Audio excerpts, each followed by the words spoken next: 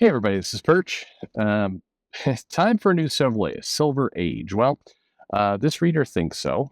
Listener, reader, I don't know what I'm doing. Anyway, this mail goes, "Hey Perch, hi there, hi there, how you doing? With the apathy and the perception that Marvel Comics and DC Comics are ruining their current characters, is it time for both Marvel Comics and DC Comics to do a new Silver Age-like reboot? I'm not talking about a half-baked attempt like Future State or doing the core characters like Tangent. I'm not talking about Marvel Comics Ultimates, where it's mainly a costume and personality change. I'm talking about what DC Comics did back in the 1960s. The names might be familiar, but the characters, powers, etc. are entirely different. Give current creators something that they can invest in without worrying too much about past continuity. And with this new Silver Age, change the distribution models so that comic books are made available in markets for younger readers. Well, I agree with that last one for sure. Thanks for all you can do.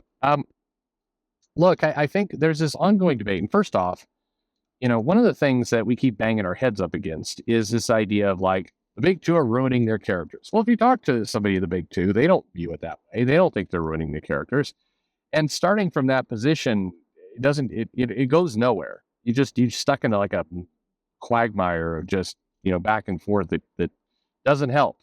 You can point all the sales figures you want, you can point all the predictions you want, but in a world where the business model of what's happening with these comics are not, that's not even distributor digested to most of the people who are involved. So I mean, you're going to go nowhere with that argument, unfortunately. But I think the other part is, we get in this, it's not chicken and the egg exactly, because you're basically presented two kind of fallacies of options, neither of which is a good idea. And I'll give you the example of that would be, when people say, hey, we need to go back to the basics. We need to, go back to the core characters. Bleeding Cool runs an article about DC is going back to meat potatoes, which, as you know, is code for transphobia, no women, and white people everywhere. And you're like, whoa, wait, hang on, what? What? Why does it have to be like that? It doesn't have to be like that. But that's how this discussion takes place. And overall, or the other option you get is we need to completely dump the past, throw it all away, and just start over with brand new characters that, we know the kids are just going to immediately love and adopt. Well, the problem with that argument, it's very extreme, and it doesn't map to what has happened. We've seen lots of attempts to create new characters. I mean, Marvel has been just cranking out new IP, new characters nonstop for the last 10 years.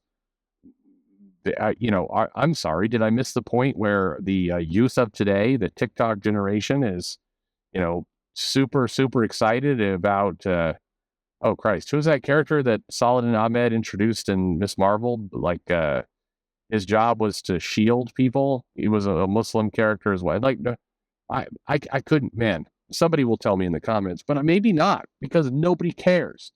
This character is nowhere. It didn't get picked up by youth. And I think every single time, comics, movies, any of that, they set out with a mission of this character is gonna talk to tomorrow's kids. Then you wind up with Poochie every time. Because if there's one thing about kids, particularly the YA audience, is that they can smell being marketed to better than I think almost any other generation. Us old people, we can watch TV and, a girl on a bikini comes out holding beer and we're like, yeah, I know I'm being manipulated here, but I kind of want a beer now. Kids, however, they have an amazing radar for when they feel like they're being pandered to and when they feel like they're being marketed directly to. I think if you're going to, reboot things and go Silver Age on it, giving kind of creators a free license to kind of be unencumbered by this stuff, my concern is that you're going to get a bunch of things that really, really align to Twitter, and they're going to age awful. There's a dialogue going on right now with somebody who does the translation, the subtitles, and the argument is basically the person who's doing the subtitles makes adjustments to the subtitle to make it a little bit more relevant to today's culture. And the pushback is like the stuff that you're doing to make it, quote unquote, relevant is going to be completely gone in 5 years. I think one of the quotes was, I don't know, some anime character going, you're such a Giga Chad. And, people, I think, correctly going, yeah, nobody's gonna, that term is going to either be super cringe or forgot in no time. So maybe just translate it like it's like, maybe just translate it more accurately to what was originally being said. By the way, the one pushback I'd give to that is a lot of anime and original language stuff is also very current year relevant. So you can keep it the way it is. It doesn't necessarily mean you're going to dodge the bullet of having it be evergreen, but be that as it may. No, look, the answer to what comics needs to do is basically, in my opinion, is that you do need to, there's a lot there, by the way, there's many different strategies, but you got to play the one with where you're at today. And you have to be a little fearless about admitting where you're at today. Where comics are at today is that the majority of people buying them are longtime collectors. They're not the new audience. They're not Twitter. It's people who've been collecting comics for more than 10 years. That makes up the bulk of comic buying audience. It's what you got.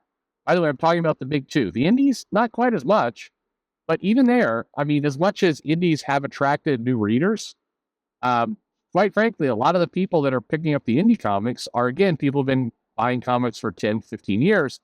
Even though they're more interested in new and different things for the big two, the indie market heavily relies on longtime comic collectors because it's hard to find the comics elsewhere.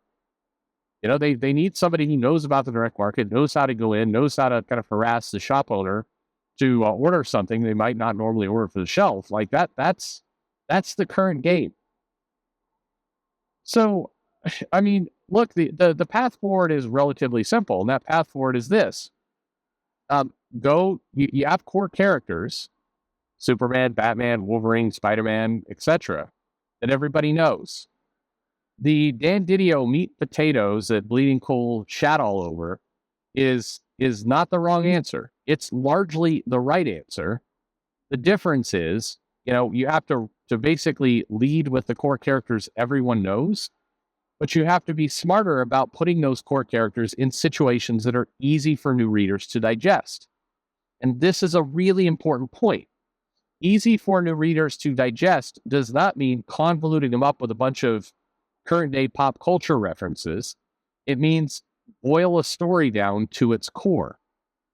A new reader, somebody who's new to comics, can understand the idea of Superman is a hero and Superman is, being chased around by Lex Luthor. And Lex Luthor has put into motion something that's going to blow up the world, and Superman has to go save him. I mean, look at how the Avengers 2, which wasn't the best of the Avengers movies by a stretch of the imagination, but look how it introduced Ultron. Avengers, superhero team, doing stuff, try to protect world. Give robot too much sentience, robot decides to blow up world. Avengers must stop. That it's overly simplistic, yeah, but for people who are coming into comics, it's easy to digest. Having people come into comics and trying to give them like 800 things that are extremely niche or gonna play to people who are Easter eggs for people who follow on Twitter or that kind of stuff, it's a terrible idea. It will not land. You do need to go back to everybody knows Superman, everybody knows Spider-Man. Even if they don't read Spider-Man, they know Spider-Man. If you're going to introduce them to a Spider-Man comic, then you need to have Spider-Man doing things that are very relatable to kind of the masses. In other words, Spider-Man has villain. Spider-Man fights villain. Getting into Spider-Man did something 6 months ago, but we don't know what it is, and everybody's pissed off at Spider-Man for reasons that we're going to reveal later. And by the way, the girl that you knew from the movies, Kirsten Dunst, is now married to some millennial, and Spider-Man is feeling bad about that, but he's also fucking Black Cat. Like Jesus Christ, no, that's too complicated. You're not. I mean, again, you could work toward there, but this is where I go to again. People like to hear it. Where comic books are at right now is in a place where they've got to attract some of these new readers. They've got to bring people who are new to the table back to the table or to the table for the first time. And you can't do that with a lot of convoluted bullshit. You can do it over time. Again, I always give this suggestion of you've got 80 comics you're publishing every month. You can still save 10 of those comics, 20 of those comics to be the most dense continuity things you want to do. Fuck it. Why not? The comic readers who you're playing to at that point will play along. They will go with you. But the goal should be not make the comic book reflect, the people we think who are reading this, or the people we hope will read it, i.e. our friends on Twitter. The goal should be get the comic book to tell a core, easy to understand, easy to pick up, easy to digest story, and then bring all this stuff along later if you need to. But you're not playing from a winning position right now. You're playing from behind. It's in football. If you're down by 3 touchdowns, you don't go out and do a heavily conservative, run the ball game where, you're going to eat up the clock and blow up your chance of what you wouldn't do that, because it would be stupid. And this is where comic books currently sit, is they have to get out of their own way and actually start to appeal, to new readers. And if you're going to appeal to new readers, the way you're going to have to do is make it easy for new readers. Make it easy for new readers by telling iconic stories featuring the characters they know. Don't go in there like, hey, we know you know Superman, but we're gonna go ahead and make him Latino and handicapped because, that's more inclusive. It's like that's the wrong way to do it. Tell the story about Superman. Give Superman a Latino handicappable buddy if you're gonna do that. Whatever, but don't mess with the core characters bringing people to the table. That's your meal ticket.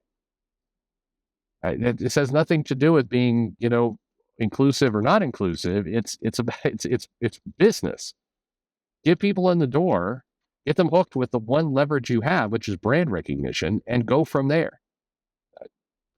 Easy. I mean, in theory, easy. Well.